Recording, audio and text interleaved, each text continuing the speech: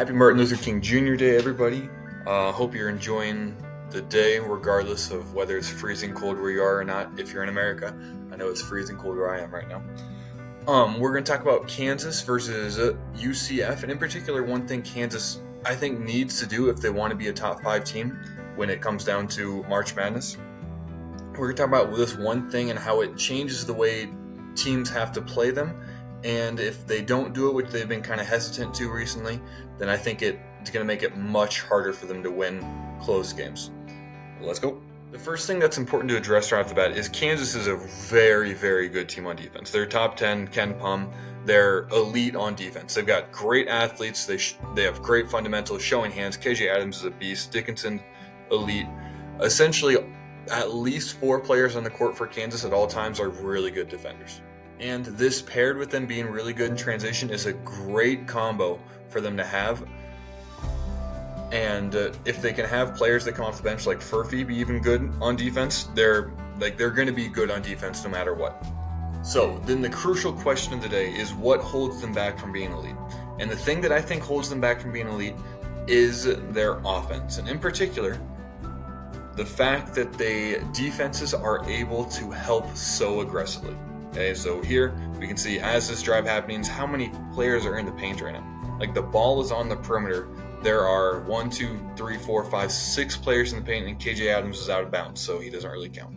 Okay, so UCF is aggressively helping, okay, because of the shooting of Kansas. So right here, the only shooting threat, like the only perimeter shooting threat kick out is McCullough.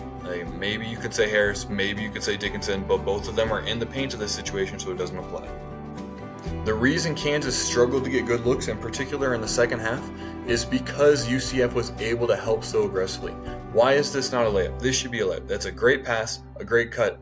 21. Even though Furphy's a good shooter, they've just been conditioned that they can actually help so aggressively, and even though despite the shooters on the perimeter, like this is good motion by Kansas, this should have been a layup, except for the way Kansas has played offensively. UCF is able to aggressively help. So right here, what do we have players? We have Furphy is the shooter, McCullough is kind of a shooter, and then Harris is a little bit of a shooter, and Dickinson's a little bit of a shooter.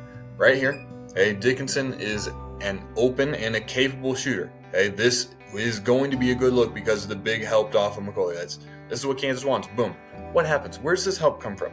This person, even though it's not a great contest, it still is enough a contest that it might throw off the shot by 3 percentage points, 5 percentage points, something like that, which makes a big difference in close games. Where did he come from? Harris. This is the concept. Kansas needs to be able to trust that Harris is going to shoot the ball if he gets this pass, and then Dickinson has to throw that pass as well. And then the reason that Kansas lost the game is, I think, because UCF went to this zone. So not only did Kansas have some misses on the offensive end that they shouldn't have, frankly, and they probably won't on average, but this zone caused Kansas so many issues. Essentially, all this zone does is it allows UCF to play even more of help defense without having established roles because they don't have to worry about certain players. Right here, this is a non-shooter for Kansas. He doesn't shoot threes. So 24 is like, I just got to worry about 10. That's all I got to do. As this ball screen happens as well, what do? They don't go over it because they know Harris isn't going to shoot that ball. They go under it just to provide more help. They have 4 bodies that could legitimately guard Harris in this situation. Because Adams isn't going to shoot a 3, 13 isn't going to shoot a 3, and 15 he's a potential shooter. And then Furphy, why the hell is Furphy at the rim? 13 should be the one at the rim, and Furphy should be out here. The spacing does not make sense, does not allow for coherent offense.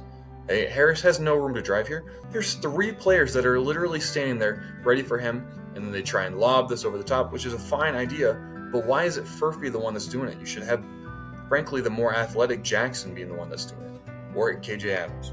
So I'd have to look at the minutes to know specifically, but I believe that Furphy didn't play a whole lot at the beginning of the year, and he did start playing about midway through the year, and now he gets a decent amount of playing time. And the reason he's in the game is for this.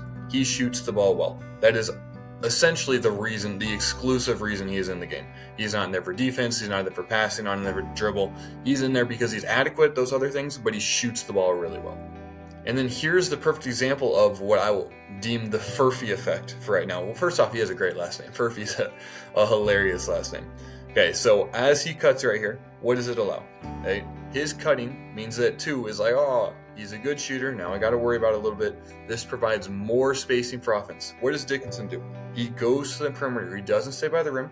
So that way these 2 players, Harris and Adams, can essentially work 2-on-2. And with elite athletes, which they both are, you are going to get good results because of that. Okay, so first off, I would like Furphy to be a little bit further out, to be frank. But then KJ Adams is essentially has 1-on-1, and he got separation because he made contact with the screen. And the help side is a step too late because Furphy represents the shooter, and no one is going to stop KJ Adams in this situation. If he's maybe a step further and a step more athletic and a step taller, maybe. But if you're 1-on-1, KJ Adams is a crazy athlete. So then the shot that Kansas has to be willing to shoot are the ones where Harris or McCullough have somebody that is guarding them that goes under the screen. So right now, this is an open look for Harris if he chooses to shoot it. However, he hesitates to it so much. Okay? He does in this situation, which is great, wonderful. However, way too often does he miss one and then he decides essentially that he doesn't have confidence in himself to shoot it again. You have to be willing to shoot those open shots no matter what if they go under. Okay, so under, McCullough's got to shoot this ball. He's got to shoot this ball. Even if he's 35 or below 35% shooter, and he does in this situation, and again they miss, but you got to keep shooting that ball to make them respect it.